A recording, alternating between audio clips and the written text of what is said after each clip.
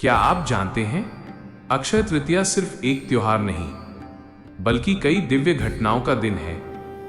नमस्कार दोस्तों, आज हम जानेंगे अक्षय तृतीया से जुड़ी कुछ अद्भुत पौराणिक घटनाएं और उनकी संपूर्ण कथाएं। सबसे पहली घटना, मां गंगा का अवतरण। राजा भागीरथ की तपस्या से प्रसन्न होकर मां गंगा इसी दिन धरती पर अवतरित हुई। दूसरी घटना, भगवान परशुराम का जन्म। भगवान विष्णु के छठे अवतार परशुराम जी का जन्म भी इसी दिन हुआ था। तीसरी घटना, महाभारत की शुरुआत। इसी पवित्र दिन महर्षि वेद व्यास ने भगवान गणेश को महाभारत लिखने के लिए आमंत्रित किया। चौथी घटना, द्रौपदी को मिला अक्षय पात्र। जब पांडव वनवास में थे तब भगवान सूर्यदेव ने द्रौपदी को अक्षय पात्र दिया, जिससे कभी भोजन खत्म नहीं होता था। सबसे पहले बात करते हैं मां गंगा के धरती पर अवतरण की पवित्र कथा की। बहुत समय पहले की बात है। राजा सगर नाम के एक महान और पराक्रमी राजा थे। उनके 60,000 पुत्र थे। एक बार राजा सगर ने अपनी शक्ति और प्रभुत्व सिद्ध करने के लिए अश्वमेध यज्ञ करने का निश्चय किया। यज्ञ का घोड़ा इंद्रदेव ने चुरा लिया और उसे कपिल मुनि के आश्रम में बांध दिया। जब राजा सगर के पुत्र उस घोड़े को ढूंढते ढूंढते वहां पहुंचे तो उन्होंने कपिल मुनि पर चोरी का आरोप लगा दिया। कपिल मुनि उस समय गहरी तपस्या में लीन थे। जब उनकी तपस्या भंग हुई तो उन्होंने क्रोधित होकर अपनी दिव्य दृष्टि से सभी 60,000 पुत्रों को भस्म कर दिया। राजा सगर को जब यह ज्ञात हुआ तो वे अत्यंत दुखी हुए। उन्होंने अपने वंशज अंशुमान को भेजा, लेकिन वे भी अपने पूर्वजों को मुक्ति नहीं दिला पाए। इसके बाद कई पीढ़ियों तक प्रयास चलते रहे। अंत में राजा भागीरथ ने यह संकल्प लिया कि वे अपने पूर्वजों को मोक्ष दिलाकर रहेंगे। राजा भगीरथ ने वर्षों तक कठोर तप किया और ब्रह्मा जी को प्रसन्न किया। ब्रह्मा जी ने कहा, गंगा को पृथ्वी पर लाना संभव है, लेकिन उसका वेग इतना प्रचंड होगा कि धरती उसे सह नहीं पाएगी। तब भगीरथ ने भगवान शिव की आराधना की। भगीरथ की तपस्या से प्रसन्न होकर भगवान शिव प्रकट हुए और बोले, मैं गंगा को अपनी जटाओं में धारण कर लूंगा। जब गंगा स्वर्ग से पृथ्वी पर उतरी तो शिवजी ने उन्हें अपनी जटाओं में बांध लिया और फिर धीरे धीरे उन्हें पृथ्वी पर छोड़ा। गंगा जी भगीरथ के पीछे पीछे चलने लगी और अंततः उस स्थान पर पहुंची जहां राजा सगर के पुत्रों की राख थी। जैसे ही गंगा जल उनकी राख को स्पर्श किया, सभी को मोक्ष प्राप्त हो गया। इस दिन गंगा स्नान, दान और पूजा करने से अक्षय पुण्य मिलता है, यानी ऐसा पुण्य जो कभी समाप्त नहीं होता। कथा का संदेश, सच्ची भक्ति और तपस्या से असंभव भी संभव हो जाता है। भगवान हमेशा अपने भक्तों की पुकार सुनते हैं। गंगा केवल एक नदी नहीं बल्कि मोक्ष देने वाली मां है। अब बात करते हैं भगवान परशुराम जी की कथा की। एक समय की बात है, पृथ्वी पर अधर्म और अत्याचार बहुत बढ़ गया था।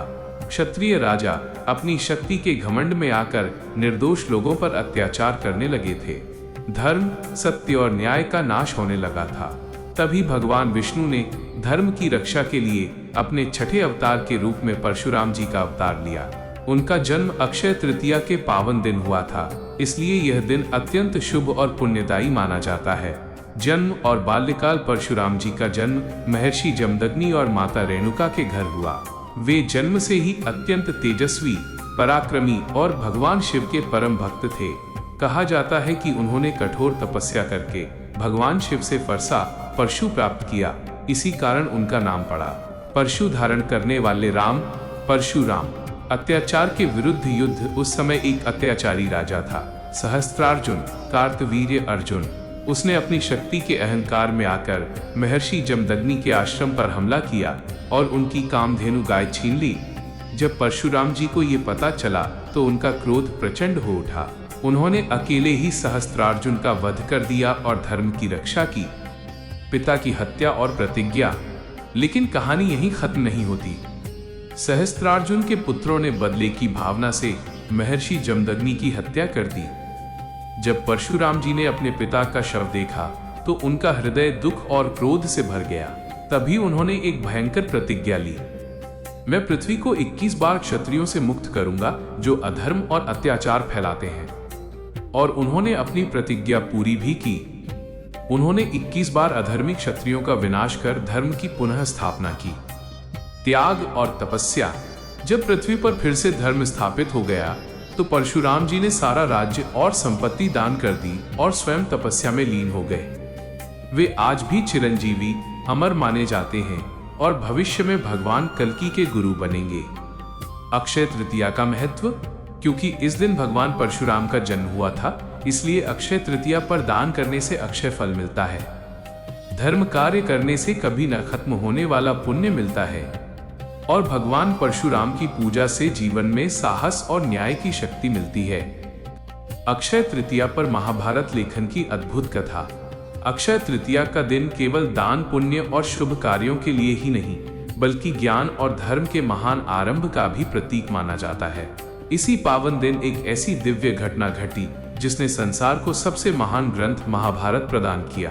कथा के अनुसार जब द्वापर युग अपने अंत की ओर बढ़ रहा था, तब महर्षि वेदव्यास ने देखा कि आने वाले कलयुग में मनुष्यों की बुद्धि और स्मरण शक्ति कमजोर हो जाएगी।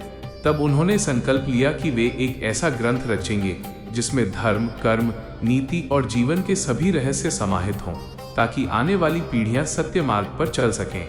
लेकिन समस्या ये थी कि ये ग्रंथ इतना विशाल और गूढ़ था कि उसे लिख पाना किसी सामान्य मनुष्य के लिए संभव नहीं था। तब महर्षि वेदव्यास ने विचार किया कि इस कार्य के लिए स्वयं देवताओं में से किसी को लेखक बनाना होगा। अक्षय तृतीया के शुभ दिन उन्होंने भगवान गणेश का ध्यान किया और उन्हें इस महान कार्य के लिए आमंत्रित किया। भगवान गणेश प्रकट हुए और बोले, हे मुनिवर, मैं आपकी सहायता अवश्य करूंगा, लेकिन मेरी एक शर्त है। आप जो भी श्लोक बोलेंगे मैं उसे बिना रुके लिखूंगा। यदि आप एक क्षण के लिए भी रुक गए तो मैं लिखना बंद कर दूंगा। महर्षि वेदव्यास मुस्कुराए और उन्होंने भी एक शर्त रखी, हे गणपति, आप हर श्लोक को लिखने से पहले उसका अर्थ पूर्ण रूप से समझेंगे। भगवान गणेश ने ये शर्त स्वीकार कर ली। फिर शुरू हुआ इतिहास का सबसे अद्भुत लेखन कार्य। महर्षि वेदव्यास लगातार श्लोक बोलते गए और भगवान गणेश उन्हें अपनी दिव्य लेखनी से लिखते गए। जब भी महर्षि वेदव्यास को थोड़ा समय चाहिए होता, वे बहुत ही गूढ़ और जटिल श्लोक बोल देते, जिससे भगवान गणेश को उनका अर्थ समझने में थोड़ा समय लगता और इस बीच वेदव्यास अगले श्लोक की रचना कर लेते। कहा जाता है कि इस महान ग्रंथ को लिखते समय भगवान गणेश की लेखनी टूट गई थी। तब उन्होंने बिना रुके अपनी एक दंत तोड़कर उसे लेखनी बना लिया, ताकि लेखन कार्य बाधित न हो। इसी कारण उन्हें एक दंत भी कहा जाता है। इस प्रकार अक्षय तृतीया के पवित्र दिन महाभारत के लेखन की शुरुआत हुई, एक ऐसा ग्रंथ जो आज भी धर्म, नीति और जीवन का मार्गदर्शन करता है। द्रौपदी के अक्षय पात्र की, जो द्रौपदी को श्री भगवान सूर्यदेव ने दिया था। द्रौपदी को अक्षय पात्र मिलने की पूरी कथा, ये कथा महाभारत काल की है, जब पांडव वनवास में थे। पांडवों को जुए में हराकर कौरवों ने उन्हें 12 वर्ष का वनवास और 1 वर्ष का अज्ञातवास दिया। वन में जीवन बहुत कठिन था। पांचों पांडव और द्रौपदी जंगल में रहते थे और उनके साथ अनेक ऋषि मुनि भी समय समय पर आकर ठहरते थे। अब समस्या ये थी कि इतने लोगों के लिए रोज भोजन की व्यवस्था कैसे हो। सूर्य देव की कृपा। एक दिन युधिष्ठिर ने भगवान सूर्य की कठोर तपस्या की। उनकी भक्ति से प्रसन्न होकर सूर्य देव प्रकट हुए और उन्होंने द्रौपदी को एक दिव्य पात्र दिया, जिसे अक्षय पात्र कहा गया। सूर्य देव ने कहा, हे द्रौपदी, यह पात्र तुम्हें तब तक असीमित भोजन देता रहेगा जब तक तुम स्वयं भोजन नहीं कर लेती। इसका अर्थ ये था कि द्रौपदी पहले सभी को भोजन कराती और जब अंत में खुद खा लेती, तब उस दिन के लिए पात्र खाली हो जाता। इस वरदान से पांडवों की बड़ी समस्या समाप्त हो गई। दुर्वासा ऋषि की परीक्षा। एक दिन कौरवों ने पांडवों को संकट में डालने के लिए एक योजना बनाई। उन्होंने क्रोधी और तपस्वी दुर्वासा ऋषि को पांडवों के पास भेजा। दुर्वासा ऋषि अपने शिष्यों के साथ पांडवों के आश्रम पहुंचे और बोले, हम स्नान करके आते हैं, तब तक हमारे लिए भोजन तैयार रखना। लेकिन उस दिन द्रौपदी पहले ही भोजन कर चुकी थी, यानी अक्षय पात्र उस दिन के लिए खाली हो चुका था। अब द्रौपदी बहुत चिंतित हो गई। अगर ऋषि को भोजन नहीं मिला तो वे क्रोधित होकर पांडवों को श्राप दे सकते थे। श्री कृष्ण की लीला। ऐसे संकट में द्रौपदी ने सच्चे मन से भगवान श्री कृष्ण को पुकारा। तुरंत श्री कृष्ण वहां प्रकट हो गए और मुस्कुराकर बोले, द्रौपदी, मुझे बहुत भूख लगी है, कुछ खाने को दो।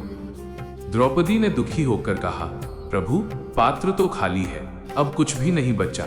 तब श्री कृष्ण ने अक्षय पात्र को उठाकर देखा। उसमें एक चावल का दाना और सब्जी का छोटा सा कण चिपका हुआ था। उन्होंने उसे खा लिया।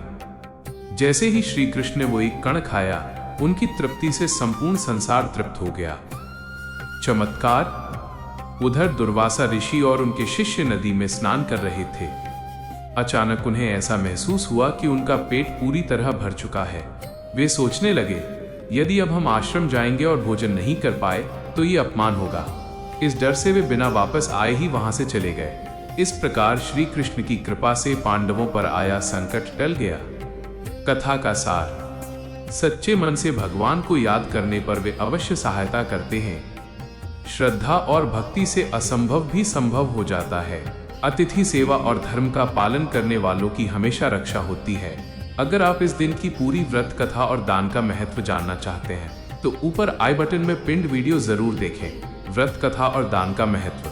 और अगर आप सही तारीख और मुहूर्त जानना चाहते हैं तो इसका वीडियो भी आई बटन में पिंड है, आप जाकर देख सकते हैं। अक्षय तृतीया कब है, यह जानकारी पसंद आई है तो वीडियो को एक प्यारा सा लाइक शेयर करें और आपको कौन सी कथा सबसे अधिक पसंद आई कमेंट करके अवश्य बताएं।